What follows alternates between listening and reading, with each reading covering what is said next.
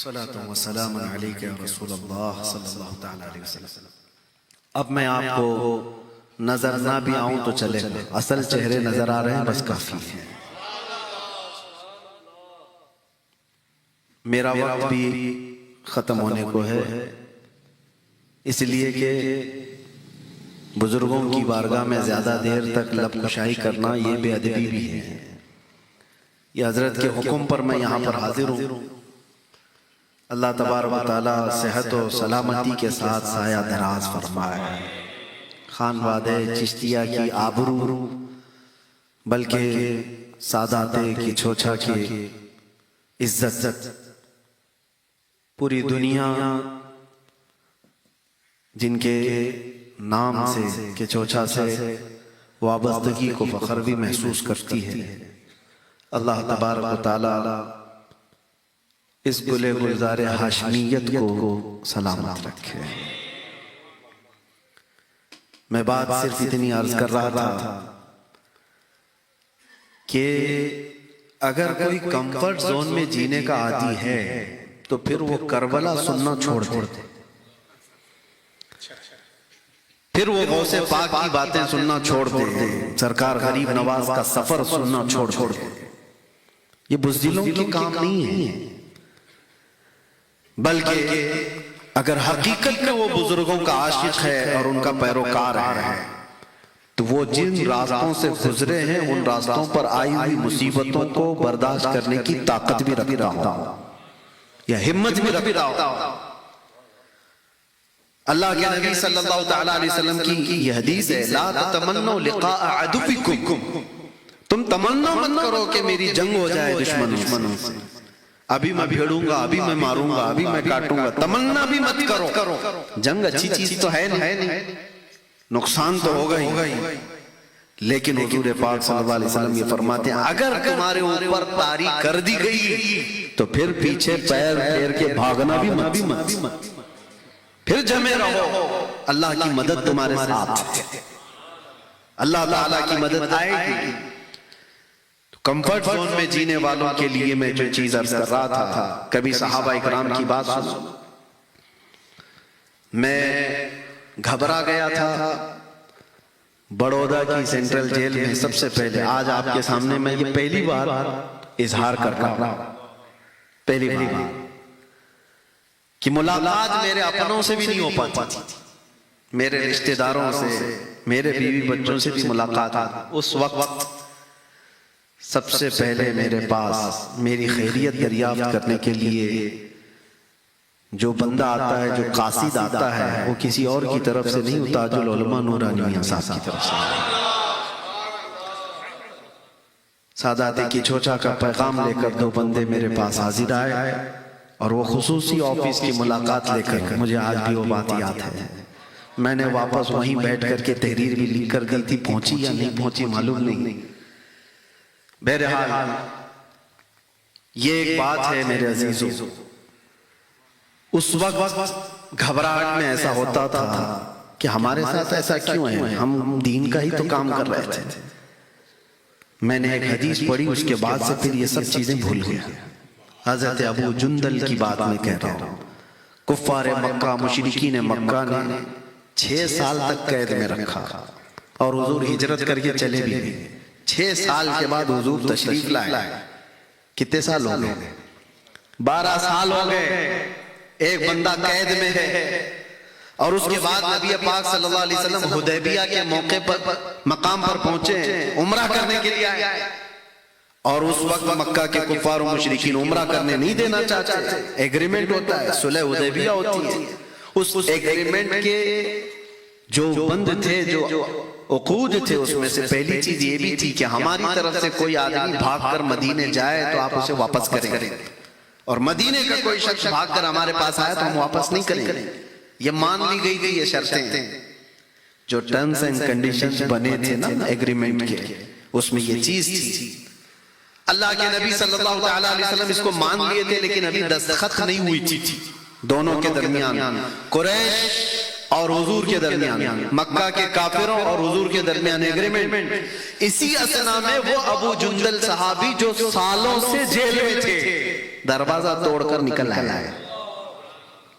मैं जानता हूं एक कैदी को अगर बाहर की सिर्फ हवा भी मिल जाए उसकी जिंदगी कुछ और ही लगती है। उसके लिए उससे बड़ी नेमत नहीं है, उससे बड़ी नेमत कोई वो महसूस भी नहीं करता। जानते हो घर के खाने का एक लुकमा कैदी को मिलता है तो 1 महीने तक दुआ करता है। हाँ, ये देखी हुई बात मैं बता रहा हूं, एक लुकमा मिल जाए घर का। ऐसे हालात में अगर कोई दरवाजा तोड़कर जेल से बाहर आ गया और 1400 के करीब सहाबा हुदैबिया के मौके पर वहां मौजूद हैं, सब में आकर मिल गए, जख्म दिखा रहे हैं अपने पीठ के। काफिरों ने कितना मारा, जालिमों ने कितना मारा, इतने सालों से कैद में सहाबा ने गले लगाए, आ गया हमारा भाई हमारे हाथ। सोचो अपना बंदा जब कोई अपने पास आ जाए और कैदी भी छूट करके अपनों में चले जाए तो वो दुनिया अलग हो जाती है। लेकिन काफिरों को जैसे ही पता चला, काफिरों को पता चला कि हमारा एक कैदी छूट करके गया है मुसलमानों के पास, तो आए हुजूर सल्लल्लाहु अलैहि वसल्लम के पास कहने लगे कि हमारा और आपका जो एग्रीमेंट हुआ है, हमारा कोई बंदा भागकर आपके पास जाएगा तो आप उसको वापस करेंगे, तो उस एग्रीमेंट के बेस पर आप हमारे कैदी को वापस कीजिए। जो छूट करके हमारे पास से गया है उसको वापस कीजिए। हुजूर ने कहा कहां है अबू जुंदल? सहाबा ने उनको छुपा दिया। कहा नहीं, कैसे देंगे, हमारा अपना भाई छूट के आया है। और वो अबू जुंदल कहने लगे कि मुझे इतना मारा गया, इतने सालों से मैं जुल्म सह रहा हूं, क्या मुझे वापस किया जाएगा? हुजूर सल्लल्लाहु अलैहि वसल्लम ने सहाबा से कहा कि अबू जुंदल को वापस कर दो। ये कैसी बात थी मेरे अजीजों, जाहिरन किसी को लगेगा ये कैसा इंसाफ है, लेकिन वो रहमतुल लिल आलमीन है, वो रहमतुल लिल आलमीन है। कोई काम रहमत के बगैर तो नहीं कर सकते। तो अबू जुंदल जब बुलाए गए तो वो रोने लगे, सहाबा को दिखा दिखा करके कि मुझे वापस किया जाएगा। सहाबा ने आकर के रिक्वेस्ट की, या रसूल अल्लाह सल्लल्लाहु अलैहि वसल्लम अभी साइन नहीं हुई है एग्रीमेंट में, ये उससे पहले की बात है, साइन के बाद एग्रीमेंट पे अमल किया जाएगा, अभी तो हम इनको नहीं भेजते। मक्का के काफिर मुशरिक उस वक्त जोश में थे, उन्होंने कहा अगर इसको वापस नहीं करेंगे तो हम एग्रीमेंट साइन भी नहीं करेंगे, हमको वो बंदा वापस चाहिए। जिद थी। अल्लाह के रसूल सल्लल्लाहु तआला अलैहि वसल्लम ने फरमाया कि अबू जुंदल को वापस भेज दो। सहाबा ने हो सकता है अपने दिल पर पत्थर रख करके इस चीज को, हालात को देख करके महसूस किया हो, अबू जुंदल को वापस कर दिया गया।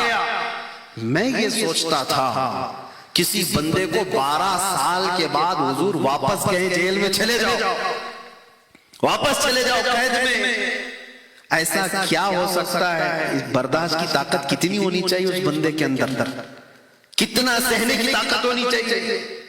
फिर मैंने महसूस किया कि हुजूर पाक सल्लल्लाहु तआला अलैहि वसल्लम ने उनको जो वापस किया वो किस लिए? चाहते तो उसको रख लेते, उनके लिए जंग भी हो सकती थी। नहीं मेरे अजीजों, बात ये थी कि इन सजाओं को सहने के बाद फिर अगर और स्ट्रगल करने की हिम्मत है और ताकत है तो यही तुम्हारा ईमान है। और यहां बात जेल की और सजा की नहीं थी।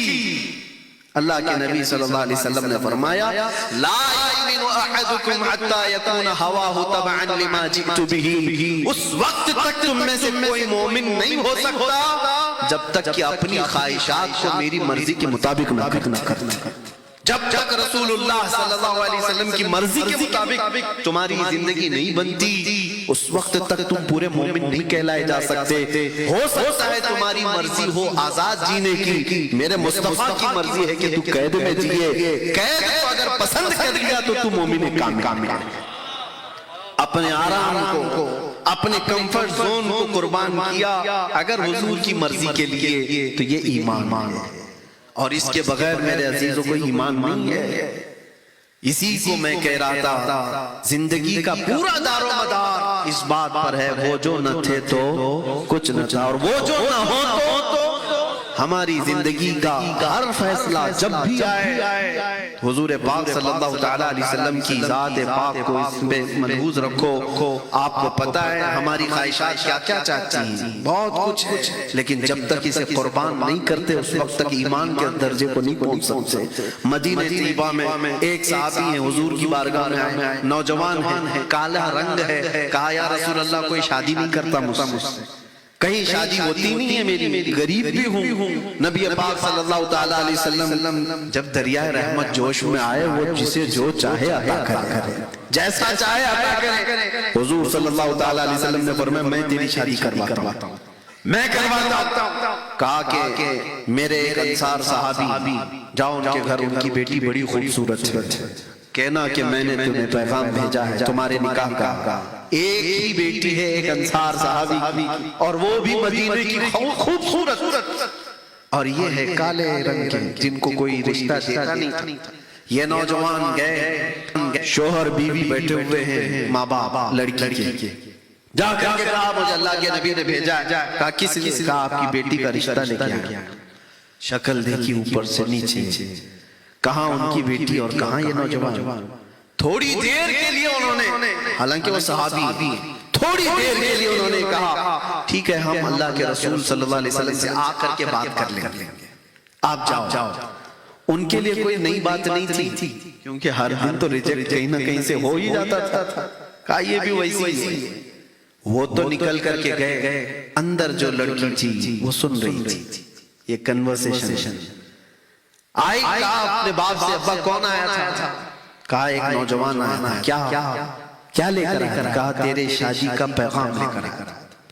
آپ نے کیا کہا؟ کہا اس کی شکل تو ہم نے دیکھی، ہم نے سوچا حضور صلی اللہ علیہ وسلم سے جا کر کے بات کریں گے. میرے عزیزو مدینے کی لڑکی ہے، مدینے کی نوجوان خاتون ہے، اپنے باپ سے کہتی ابا آپ نے صرف اس کی شکل کو دیکھا، بھیجنے والے کی شکل کو نہیں دیکھا، آمینہ کے لال کو نہیں دیکھا، کس نے بھیجا تھا؟ بابا اسی وقت جھاگ گئے، کہا کہ بیٹی نے کہا، ورنہ تو بیٹیاں پہلے ہی سے منہ مسود لیتے. ابا کس سے کر رہے ہو؟ وہ مدینے کی صاحبزادی تھی. کہا ساحری شکل و صورت آپ نے کیوں دیکھا؟ یہ دیکھا ہوتا کہ اللہ کے نبی نے بھیجا ہے. اپنی خواہشات کو قربان کرنا اس کو کہتے ہیں ایمان. اور وہ گئے، حضور کو ابھی سنا ہی رہے تھے وہ نوجوان کہ ریجیکٹ ہو گیا ہے. گیا تھا ان کی لڑکی پوچھنے کے لیے، ان کے ہاؤ بھاؤ سے تو لگ رہا ہے کہ وہ دینے والے نہیں ہیں، یا پھر آپ سے بات کرنے کے لیے انہوں نے ٹال دیا ہے. ابھی یہ بات چل رہی تھی، لڑکی کے ماں باپ دونوں دوڑتے دوڑتے آئے بارگاہ مصطفیٰ صلی اللہ علیہ وسلم. عرض کیا یا رسول اللہ ابھی وہ امی فدا خطا ہو گئی ہماری، ہم تاخیر سے جواب دے رہے ہیں، ہم بھی راضی، ہماری بیٹی بھی راضی ہے. آپ نکاح فرمایا. جانتے ہو اللہ کے نبی صلی اللہ علیہ وسلم نے مسجد نبوی میں نکاح فرما دیا. اسی دن نکاح ہوا. نوجوان سے کہا جاؤ کچھ سامان خرید کر کے لاؤ جہیز کا، گھر بسانے کے لیے. اب اس نوجوان کو بھیجا گیا سامان خریدنے کے لیے، گھر بسانے کے لیے. اسی وقت جنگ کا اعلان ہوا تھا. تبل بج گئے کہ اچانک مشرکین نے حملہ کیا ہے مدینے میں، سب صحابہ نکل رہے ہیں.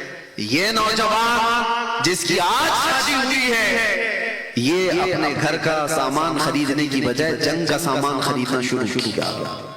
تلوار خریدی، بھالا خریدا، نیزہ خریدا، تاکہ ان کے پاس زندگی میں کبھی گھوڑا نہیں تھا وہ خریدا. لوہے کی زرہ جو پہننے کا انہوں بڑا شوق تھا وہ خریدی، ٹوپی خریدی لوہے کی، سب ایک پیسہ بھی نہیں بچایا، سب خرید لیا.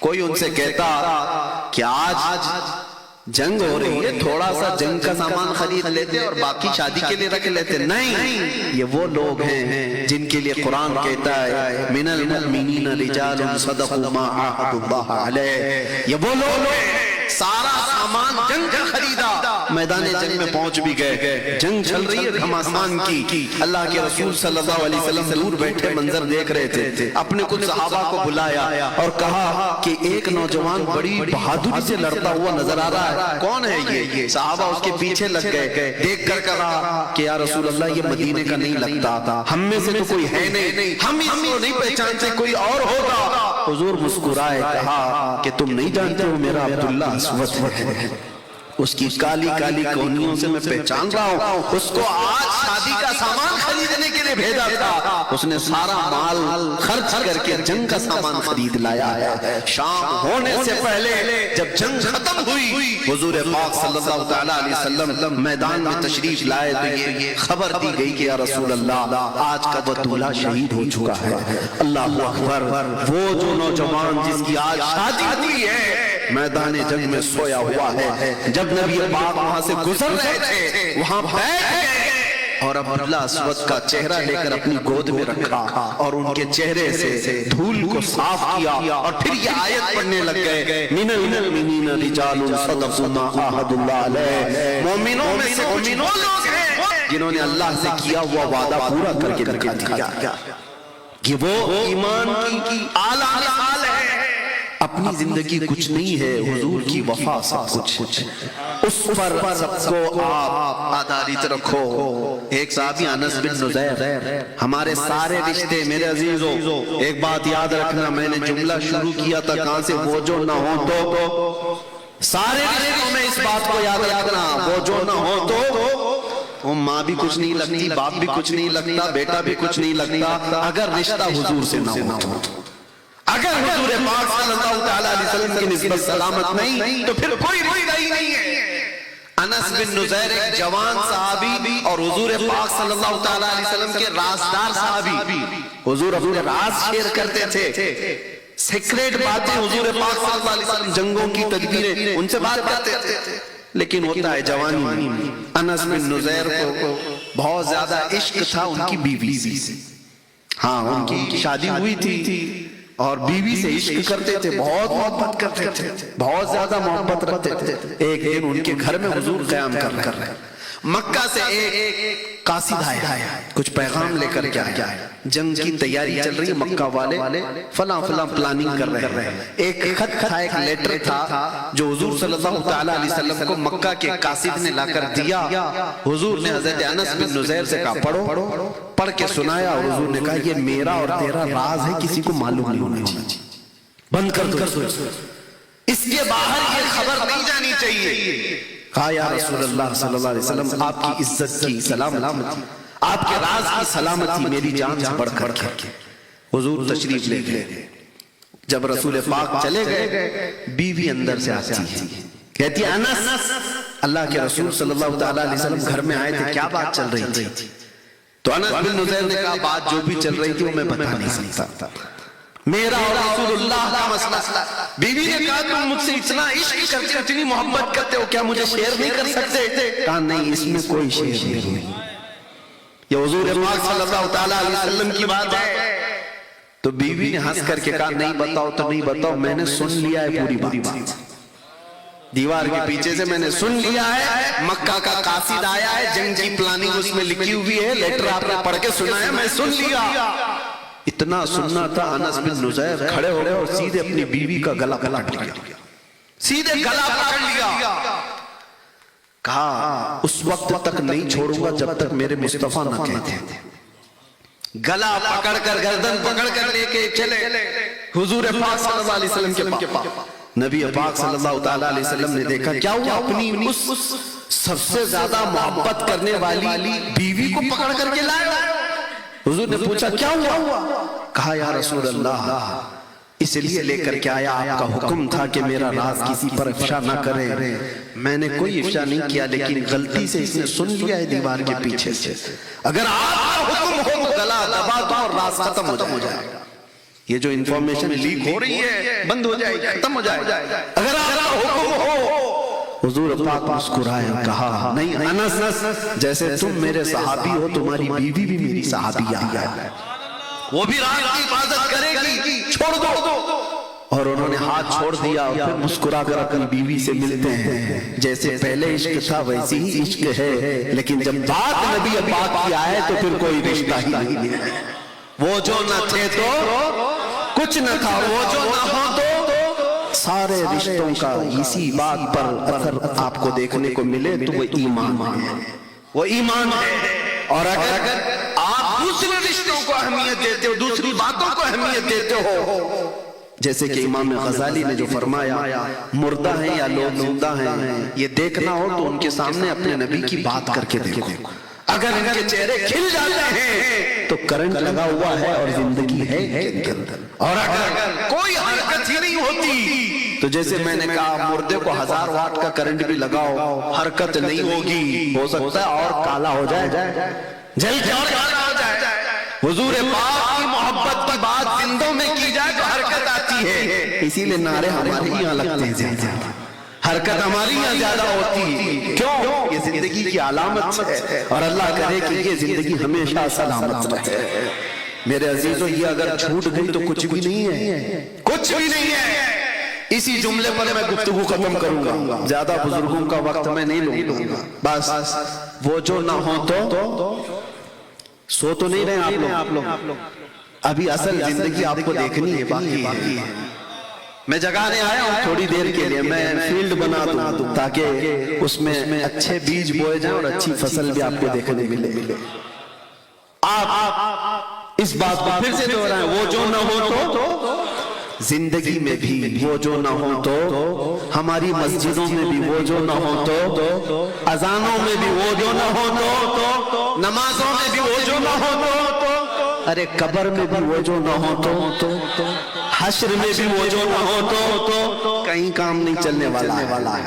وہ جو نہ ہو تو کچھ نہ ہو، قبر میں بھی یہی حال ہے۔ اسی لیے سیدنا عمر ابن خطاب حضور کے ساتھ بیٹھے ہیں، رسول پاک صلی اللہ تعالیٰ علیہ وسلم قبر کے حالات بتا رہے ہیں کہ جب مردے کو دفن کر دیا جائے گا، فرماتے میرے آقا یاتیانی ملکانی عینانی ازرقانی، 2 فرشتے آئیں گے ایسے جن کی نیلی آنکھیں ہوں گے، کالا چہرہ ہوگا، جھنجھوڑ کر اٹھائیں گے، پوچھیں گے تیرا رب کون ہے، تیرا دین کیا ہے۔ یہ سوالات اس کے لیے اتنے سخت ہو جائیں گے کہ بہت سارے لوگ جواب جلدی دے نہیں پائیں گے۔ یہ قبر کے حالات حضور بیان کر رہے تھے، توجہ۔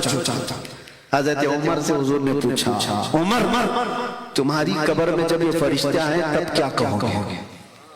توجہ ہے، تمہاری قبر میں جب فرشتے آئیں گے تب کیا کہو گے؟ وہ فرشتے ایسے نہیں ہیں کہ رشوت لے کر کسی کو چھوڑ دیں گے یا کسی کا کوئی تعلق بتا کر کے وہ چھوڑ دیں گے، وہ اپنی ڈیوٹی پوری کر رہے ہوں۔ فرشتوں کا درد تو رہے گا ہی سب کو۔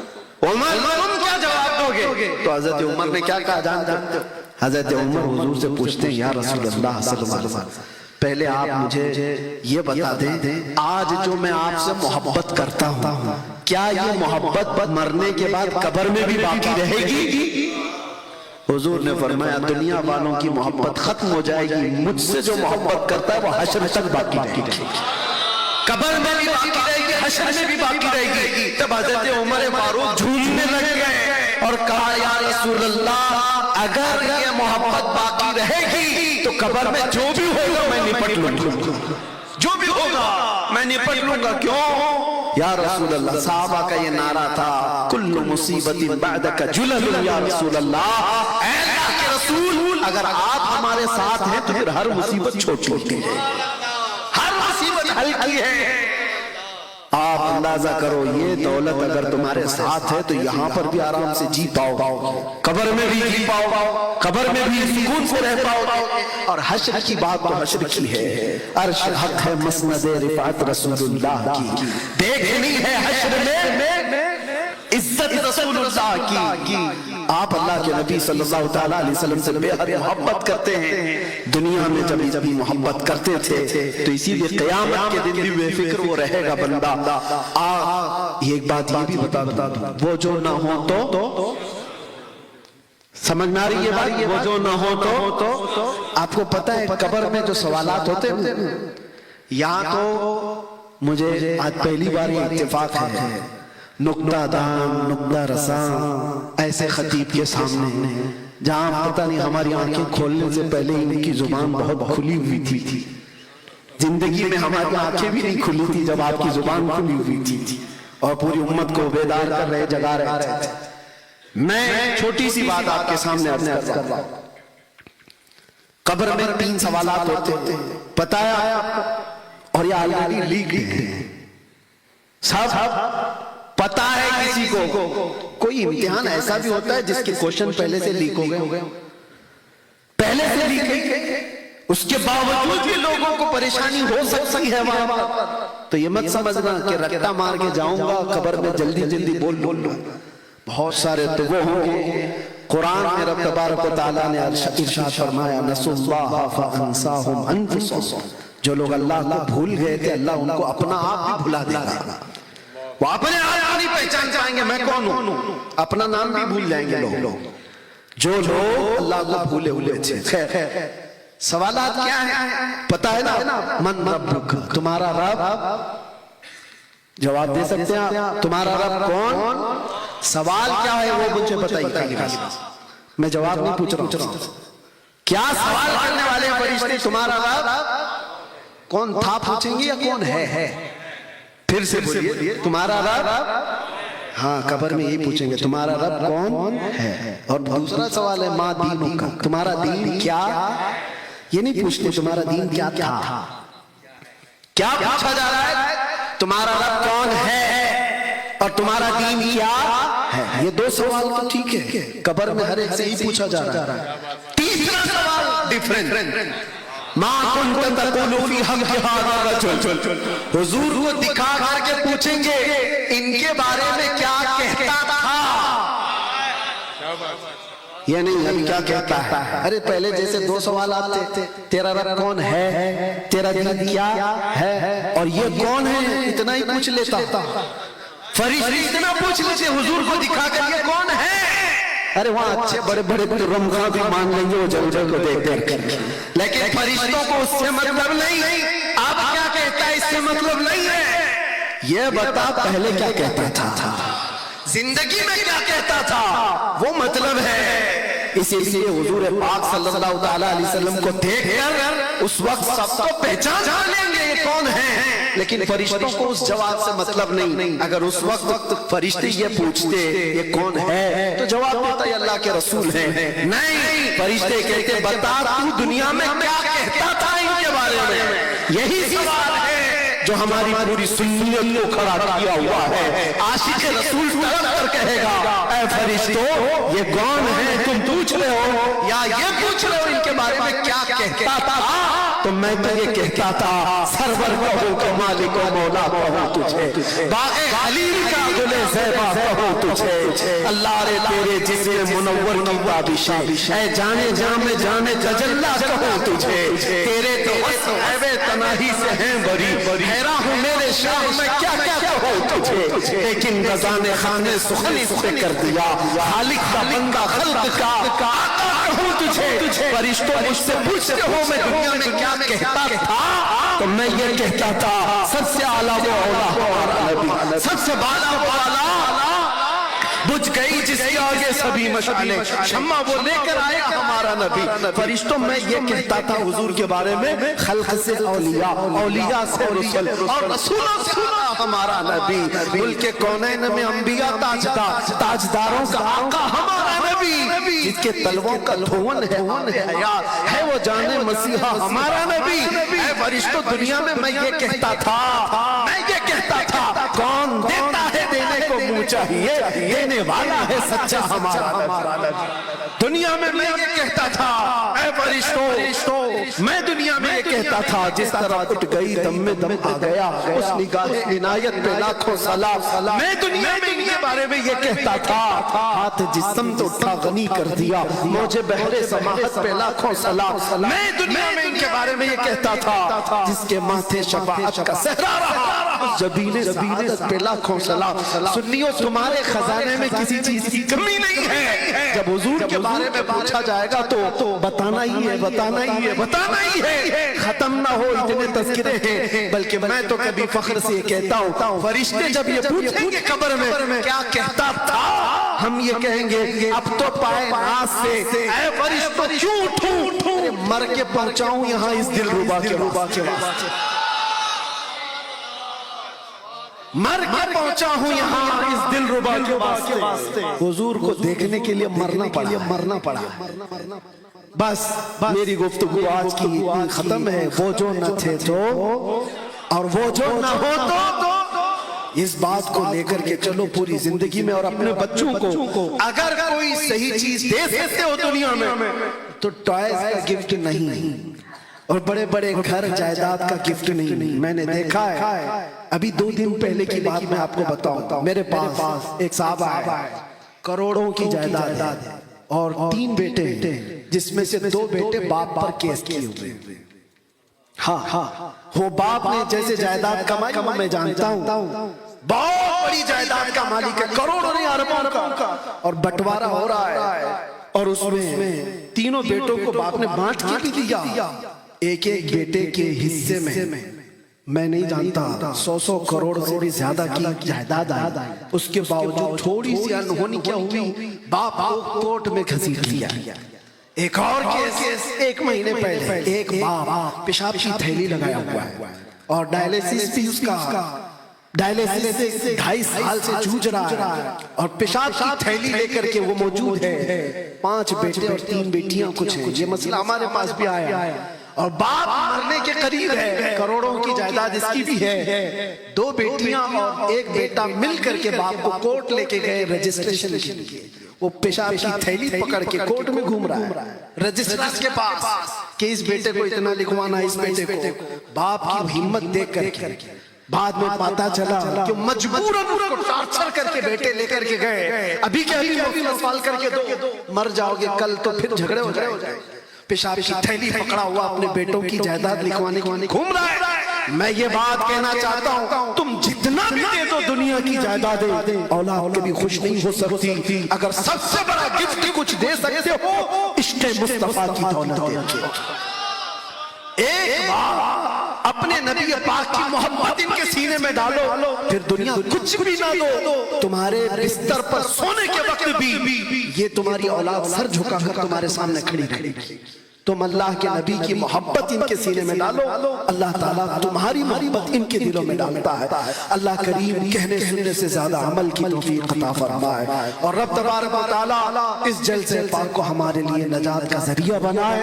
اور حضور غازی ملت, حضور تاج العلماء, ان تمام بزرگوں کا سایہ دراز فرمائے. ان کے لبہائے ناز سے نکلے ہوئے الفاظ سے امت کو اللہ نفع عطا فرمائے. وآخر دعوانا الحمدللہ رب العالمین. السلام علیکم.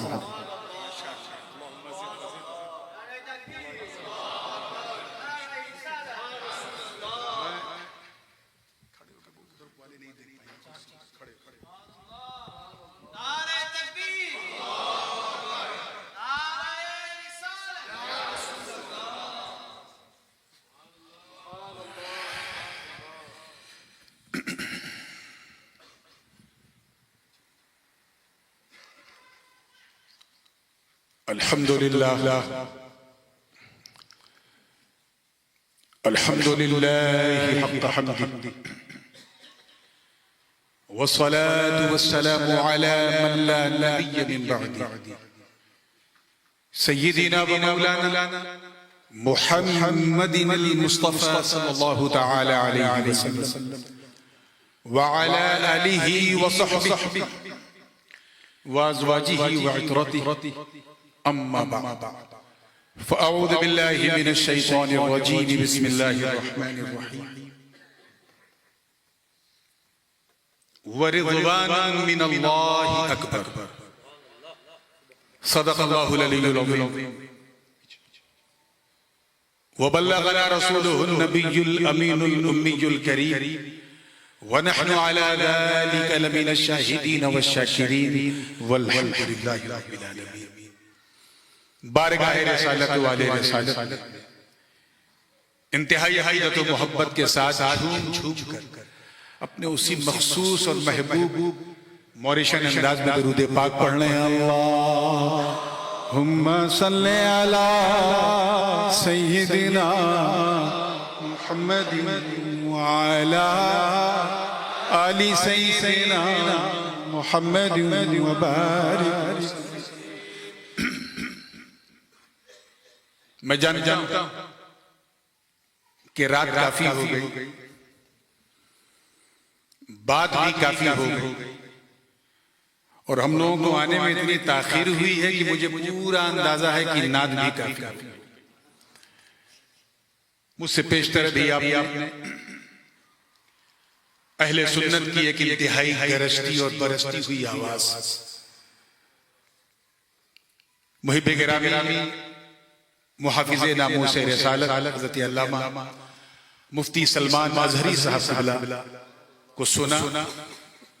آج ان کا پہلا دن ہے, ابھی سفر سے تھکے تھکے آج ہی آئے ہیں. تو سمجھیے کہ آج کوارٹر فائنل تھا, کل semi final, last but not the least پرسوں انشاءاللہ آئی سی سی میں فائنل. میں جانتا ہوں کہ میں ایک ایسے موقع پہ کھڑا ہوا ہوں جہاں اس وقت کسی کو نورانی کی نہیں بلکہ بریانی کی ضرورت ہے. کافی تاخیر ہو گئی, بالکل بریانی تیار ہوگی, ابھی ابل رہی ہوگی. بہرکیف میں جو لوگ نعت سننے کی خواہش مند ہیں, تیم اللہ صاحب کو آپ سنا دیجئے گا کبھی تفصیل سے. آج موقع بالکل نہیں ہے. اچھا چلیں دو تین شعر صرف سن لیں.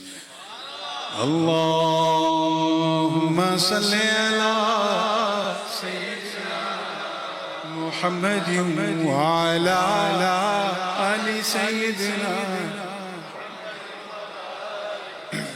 میں اس سفر میں خاص طور سے نعت پڑھنے میں ان نعتوں کا انتخاب کر رہا ہوں جسے کبھی میں 10 سال پہلے یا 15 سال پہلے یا 20 سال پہلے پڑھا کرتا تھا.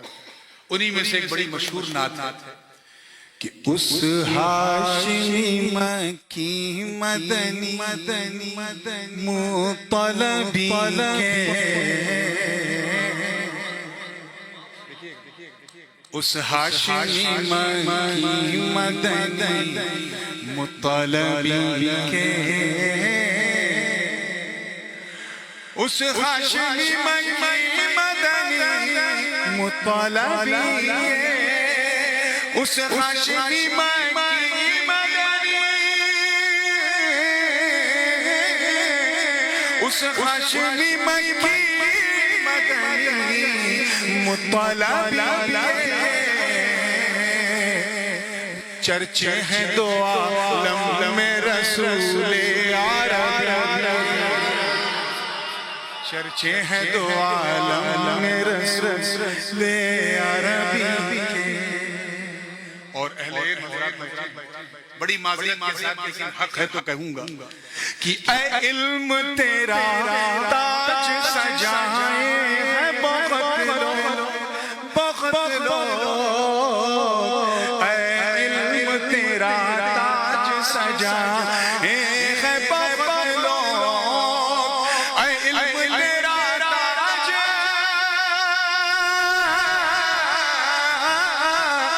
اے علم تیرا تاج سجائے ہے بخت لو. چوم لے قدموں کو تو امی لقبی کے, چوم لے قدموں کو تو امی لقبی کے. اور یہ شعر مجھے اس وقت بہت یاد آیا جب ہمارے پڑوسی ملک سے ایک بھوکنے والی آواز نے یہ بھوکا اور حضور کی امیت ہی کو غلط سمجھ گیا, اتنا بڑا جاہل تھا. چوم لے قدموں کو تو امی لقبی کے, چوم لے قدموں کو تو امی لقبی کے. مدینہ پاک کی حاضری اللہ پاک ہم سب کو نصیب فرمائے. آداب کا عالم یہ ہے کہ شاعر کو یہ کہنا پڑا کہ ادب داہیست زیر آسمان, از عرش نجدر نفس گم کر دمی آیت جنید و بایزید جا. کہ آسمان کے نیچے ایک ایسی ادبگاہ ہے, ایک ایسی بارگاہ ہے کہ یہاں جہاں وقت کے جنید اور بایزید سانس روک کر حاضر ہوتے ہیں کہ کہیں سانسوں کی آواز سے حضور کے مزاج لطیف کو تکلیف نہ پہنچے. تو ہما شما کی کیا ہے, میں نے اسی خیال سے فائدہ اٹھایا ہے اور پوری توجہ کے ساتھ دیکھیے گا. چوم لے قدموں کو تو امی لقبی کے, چوم لے قدموں کو تو امی لقبی کے. توجہ ہے نا کہ دیوانہ بن ہوش میں آ ان کے حرم میں, حرم دیوانہ بن ہوش میں آ ان کے حرم میں, دیوانہ بن ہوش میں دیوانہ نہ بن خوش میرا ان کے حرم میں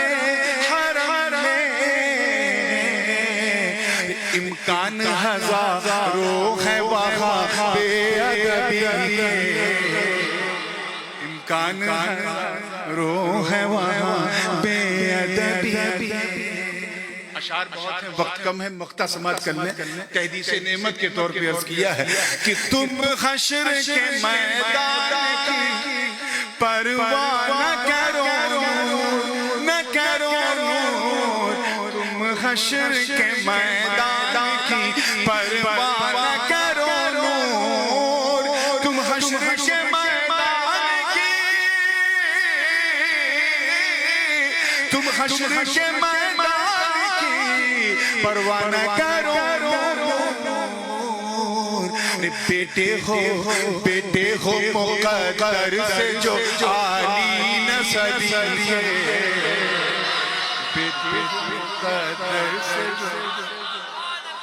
اس میں میرا کچھ نہیں ہے اسی لیے میں نے کہا مقدر سے بیٹے ہو مقدر عالی نسبی کے بیٹے ہو مقدر سے جو عالی نسبی کے پھر درود پاک پڑھنے اللہم صلی علی سیدنا محمد وعلا آل سیدنا محمد وبارک وسلم without any further delay because we already got delayed from our scheduled time Indian railway کی طرح آج ہمارا جلسہ بھی اپنے ایکچوئل ٹائم سے تھوڑا ڈیلے چل رہا ہے اور اتنا ڈیلے ہو گیا کہ میک اپ کرنا بھی ممکن نہیں تو جو بھی میرے ہاتھ میں وقت ہے میں اس میں اپنی بات کو سمیٹوں گا تاکہ نورانی اور بریانی کے درمیان فاصلہ لمبا نہ رہے میں نے ایک آیت مبارکہ کریمہ طیبہ طاہرہ کہ ایک خوبصورت حصے کی تلاوت اللہ پاک کا ارشاد والا شان وَرِضْوَانٌ مِّنَ اللَّهِ أَكْبَرُ اور اللہ کی رضا سب سے بڑی ہے سب سے عظیم سب سے مہان ہے اللہ کی Khushnood The pleasure of Almighty Allah is supreme than anything else. ایک سعادت مند اسٹوڈنٹ اچھا اسٹوڈنٹ اسی کو کہتے ہیں جو اپنی محنت اور لگن سے اپنے استاذ کو راضی کر لے ایک لائق اور سعادت مند بیٹا بھی اسی کو کہتے ہیں جو اپنی خدمت سے اپنے ماں باپ کو راضی کر لے ایک وفا شعار خدمت گزار مرید بھی اسی کو کہتے ہیں جو اپنی خدمت سے اپنے پیر کو راضی کرتے ہیں مگر یاد رکھنا کہ اگر اللہ راضی نہیں تو پھر کسی کو راضی کرنے سے کچھ نہیں کامیاب بندہ وہ ہے جو اپنے مولا کو راضی کرے ہم سب یہاں اسی مقصد کے لیے آئے ہیں کہ بس کچھ ایسا کرتے رہے کہ اللہ راضی ورنہ موریشس کے ماحول میں 10:30 بجے رات کو کھچا کھچ بیٹھ کے کوئی سنے اور وہ بھی خالی پیٹ یہ ممکن نہیں صرف اس لیے ہے تاکہ اللہ راضی ہو جائے حضور والد گرامی غازی ملت تشریف فرما ان کی مجلسی گفتگو جو میں نے برطانیہ میں کینیڈا میں یا دوسرے ملکوں میں خاص کر جہاں اہتمام ہوتا ہے محفلوں کا جو سنی ہے بس اسی سے کچھ فیض آپ تک پہنچانے کی کوشش کروں گا ٹارگٹ کیا کہ اللہ کو راضی کرے ظاہر سی بات ہے جب ہم یہ جانتے ہیں کہ ہم اللہ کو راضی کرنے آئے ہیں اور اسی میں ہماری کامیابی ہے تو یہ کتنا ضروری ہے کہ ہم یہ جان جائیں کہ آخر یہ راضی ہونے کا مطلب کیا ہے تو یاد رکھنا مسلمان ہر وہ چیز جو اللہ کو پسند ہے وہی اللہ کو راضی کرنے کا سب سے مضبوط. Is there anyone in this mahfil who can say openly that I born in this world by our own will? کوئی آیا ہے اپنی مرضی سے اس دنیا میں؟ Will you die by your own will? ہمارا ارائیول ہماری مرضی سے نہیں، ہمارا ڈیپارچر ہماری مرضی سے نہیں، تو پھر ہمارا جینا ہماری مرضی سے کیسے ہو سکتا ہے؟ تو if you want to please Almighty Allah, then you have to stay in this world under the will of Allah. جو اسے پسند ہے وہ کرو، جو ناپسند ہے وہ مت کرو. اسی میں ہماری کامیابی ہے. اب میری مرضی تو آپ آسانی سے جان سکتے ہیں without any problem. If you want to please me, then you have to come towards me and ask directly, oh Nurani Mian, tomorrow I'm giving you a lunch dawah, what you gonna have? I will tell him, okay, if you want to please me, then please cook the food according to my life. میں اسی کھانے سے خوش ہوں گا جو میرے پسند ہے. میں اس کے گھر پہنچا، بہترین کھانا اس نے لگایا، مٹن بھی، چکن بھی، قورمہ بھی، بریانی. اب ادھر بریانی ادھر نورانی. دیکھا تو ہو گئی پریشانی. ایسا نہیں کہ کھانا اچھا نہیں تھا، ایکسٹراڈینری delicious, but I couldn't satisfy. Why? Because the food wasn't cooked according to my desire. کھانا میری پسند کے مطابق نہیں تھا. کیا سمجھے اس سے؟ بلا تشبیہ، توجہ چاہوں، بلا تشبیہ. جس طرح مہمان کو راضی کرنے کے لیے مہمان کی پسند جاننا ضروری ہے، ایسے ہی رحمان کو راضی کرنے کے لیے رحمان کی پسند جاننا ضروری ہے. میری پسند تو یوں کہ ڈائریکٹ اس سے پوچھ سکتے ہو. ایشو یہاں پر ہے کہ ہم اللہ کی پسند کیسے جانیں. How could you recognize the will of Allah? What does Allah subhanahu wa ta'ala like? When you don't have a direct connection with Allah. وہ اننت ہے، ہمارا انت ہے، وہ اسیمت ہے، ہم سیمت ہیں، وہ نیراکار ہے، ہمارا آکار ہے. وہ بنانے والا، ہم بننے والے، وہ کھلانے والا، ہم کھانے والے. وہ ہم محدود ہیں، وہ لامحدود ہے، ہم لمیٹڈ ہیں، وہ انلیمیٹڈ. وہ احد ہے، صمد ہے، لم یلد ہے ولم یولد ہے ولم یکن لہ کفوا احد. اور ہماری پوری لائف سٹائل ہی فیملی کے ساتھ ساتھ. ہم اس سے کیسے کنیکٹ؟ یاد رکھنا. پوری توجہ دے کر رہا ہوں، نوجوان کافی ہیں، اس لیے بیچ بیچ میں تھوڑا تھوڑا انگریزی کا بھی مرچا ڈال رہا ہوں تاکہ جو نہیں بھی سمجھنا چاہتے وہ بھی سمجھ جائیں گے. توجہ ہے نا؟ بات کو بڑی تیزی سے سمیٹ رہا ہوں اور پوری ذمہ داری کے ساتھ کہتے ہیں کہ ہمارا ڈائریکٹ کنیکشن اللہ سے نہیں. اللہ سبحانہ وتعالی has given us 5 sources of knowledge to recognize the truth. کسی اللہ نے ہمیں 5 اندریاں، ہوا سے 5 ایسی طاقتیں جس کے ذریعے ہم کسی چیز کو پہچانتے ہیں. For example, if you want to find out about the color of this light, you have to look at the light. یہ آواز مردی کی ہے یا عورت کی، ہی ہے یا شی ہے، سنو گے تو پتہ چلے گا. یہ اسمیل جو ہے وہ خوشبو والی ہے کہ بدبو والی ہے، سگندھ ہے کہ درگندھ ہے، سونگا تو پتہ چلا. یہ رنگ نیلا ہے کہ پیلا، دیکھا تو پتہ چلا. یہ مائک کڑا ہے کہ ملائم ٹھنڈا ہے کہ گرم، چھوا تو پتہ چلا. یہ بریانی لکھنؤ کی ہے کہ مراد آباد کی ہے کہ حیدرآباد کی ہے یا موریشس کی، چکھا تو پتہ چلا. So these are the 5 sources of knowledge to recognize the thing, to identify the thing. مجھے بتاؤ، جب تم اللہ کو دیکھ نہیں سکتے، توجہ، سن نہیں سکتے، چھو نہیں سکتے، چکھ نہیں سکتے، ٹچ نہیں کر سکتے، تو اس کی پسند کو کیسے جانیں؟ بات سمجھ میں آ رہی ہے کہ نہیں؟ میں سوچ رہا ہوں ایسے ایگزامپل دے کے آپ کو سنیت آپ کی کلیئر کروں تاکہ آپ بھی سمجھ جائیں کہ سنیت ہے. اسی میں ساری چیز زندگی کے ساتھ دیکھیے، جانو گے کیسے. سیم ایشو ایک میرے مرید کے ساتھ، اس نے مجھے دعوت دی اور یہ چاہا کہ نورانی میاں کی پسند کا کھانا بنا کے کھلاؤں، مگر مسئلہ یہ تھا کہ میرا ٹیلی فون نمبر اس کے پاس نہیں، اس کا میرے پاس نہیں. He has not direct connection with me. تھا ہی نہیں تو کیا کرتا، پریشان. لیکن کلیور تھا تو وہ بھاگتا ہوا کس کے پاس جاؤں، کس کے پاس جاؤں. بھائی شمیم تم بتاؤ، امام نور الدین آپ بتاؤ. آپ حضرت کے ساتھ بہت رہتے ہو موریشس میں، کل میرے گھر دعوت ہے، یہ بتاؤ میں حضرت کو کیا پکا کے کھلاؤں. بھائی شمیم نے کہا دیکھو حضرت کو اگر دعوت دینا ہے تو it's very cheap، بہت سستی دعوت. سادی روٹی بنا دو، سادہ چاول بنا دو، سادی دال بنا دو، سادی سبزی بنا دو، سادی روٹی بنا دو. کھانا جتنا سادہ ہوگا دعا اتنی زیادہ.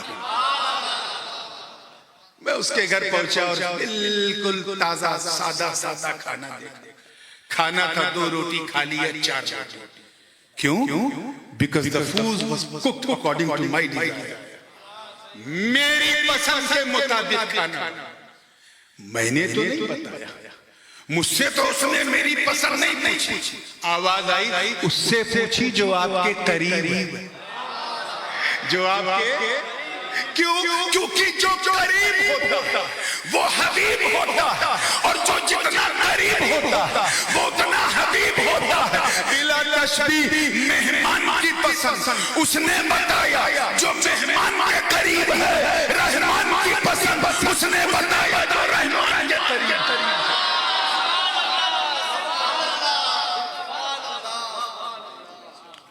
اور جو رحمان کے قریب ہیں وہی تو سارے جگت کے حبیب ہیں. یعنی احمد مصطفیٰ محمد مصطفیٰ روحی فدا ہو صلی اللہ علیہ وسلم نے فرمایا اللہ کو راضی کرنا ہے تو اپنے حساب سے اسے راضی مت کرو، اپنی پسند کے اکارڈنگ اسے راضی مت کرو. اسے نہیں پسند ہے اللہ کو راضی کرنا ہے تو شراب مت پیو، اللہ کو نہیں پسند ہے. ڈرگس مت لو، اللہ کو نہیں پسند ہے. اسمیکنگ مت کرو، اللہ کو نہیں پسند ہے. انجیکشن مت لو، اللہ کو نہیں پسند ہے. نشہ آور چیزیں استعمال مت کرو، اللہ کو نہیں پسند ہے. جوا مت کھیلو، اللہ کو نہیں پسند ہے. گیمبلنگ مت کرو، اللہ کو نہیں پسند ہے.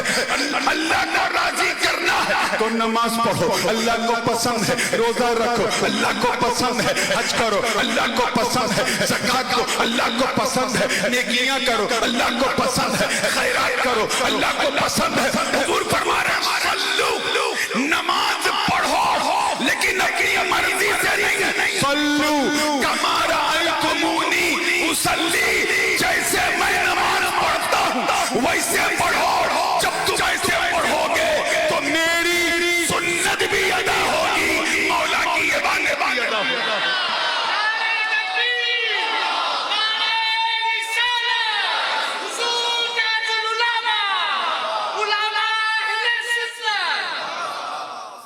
تو میاں اللہ کو راضی کرنا ہے تو you have to please his beloved Prophet صلی اللہ علیہ وسلم first. You have to take the دامن of رسول اللہ صلی اللہ علیہ وسلم first. اور یہ بات میں خطابت کی رو میں نہیں کہہ رہا ہوں. ایک بات بتائیے، میرے لیفٹ سائڈ پہ میرے والد گرامی تشریف فرما ہے، رائٹ سائڈ پہ حضور محافظ ناموس رسالت مفتی صاحب بیٹھے. اگر میں آپ سے کہوں، میں جانتا ہوں کہ کسی کو اردو 30% آتی ہے، کسی کو 40%، کسی کو 50%، کسی کو 100% سمجھ میں آتی ہے لیکن بولنے میں 20%. میں اس لیے آسان مثال دینے کی کوشش کر رہا ہوں. اگر میں آپ سے اردو میں کہوں کہ یہ دونوں حضرات زیادہ حقدار ہیں کہ ان دونوں کو راضی کیا جائے. بات راضی کی چل رہی ہے، مفتی صاحب دیکھیے راضی. تو آپ کہیں گے بالکل صحیح، grammatically you have said truly صحیح. جب ذات دو ہے، حق دو کا ہے تو راضی بھی دو کو کرو. لیکن اگر میں ایسی اردو بولوں کہ یہ دونوں حضرات زیادہ حقدار ہیں کہ اسے راضی کیا جائے، انہیں نہیں، not both, just one. حق دو کا راضی ایک کو کرو. کام چلے گا؟ بالکل نہیں. یہاں تو خیر ماحول نہیں ہے، پتہ نہیں لوگ ڈر جاتے ہیں. لیکن ہمارے انڈیا میں جب کوئی نعت شریف پڑھتا ہے تو لوگ نظر پیش کرتے ہیں. خوش وہی ہوتا ہے جس کی پاکٹ میں نظر آتا ہے، دوسرا نہیں ہوتا. آپ شاعر صاحب سے اگر نظر ہدیہ دیں گے، گفٹ دیں گے تو شاعر خوش ہوگا، مقرر نہیں ہوگا. کیوں؟ جسے ملا پلیجر اسی کو ملا، خوشی اسی کو. تو جب ایک کو راضی کرو گے تو دوسرا کیسے راضی ہوگا؟ If you want to please both, then you have to please both. دونوں کو راضی کرنا ہے تو پھر دونوں کو راضی کرو. ایک کو راضی کرنے سے دوسرا راضی. بولیے سمجھ میں آ گئی بات؟ اب آؤ نص قطعی قرآن پاک سے اللہ پاک کا ارشاد، اللہ ورسولہ احق ان یرضوہ. اللہ اور اس کا رسول زیادہ حقدار ہے کہ اسے گرامیٹکلی اگر دیکھا جائے تو یہ ہونا چاہیے اللہ ورسولہ احق ان یرضوہما. اللہ اور اس کا رسول زیادہ حقدار ہے کہ ان دونوں کو راضی کیا جائے. دونوں نہیں، this is mentioned in Holy Quran. اللہ اور اس کا رسول زیادہ حقدار ہے کہ اسے، توجہ رہے، اسے یعنی ایک کو راضی کیا جائے. ہم سمجھ گئے اس پردے کے پیچھے کیا، مولا کو تو ہم ڈائریکٹ راضی کر نہیں سکتے، اس لیے مصطفیٰ کو راضی کر لو. جس نے نبی کو راضی کیا اس نے مولا کو راضی کیا.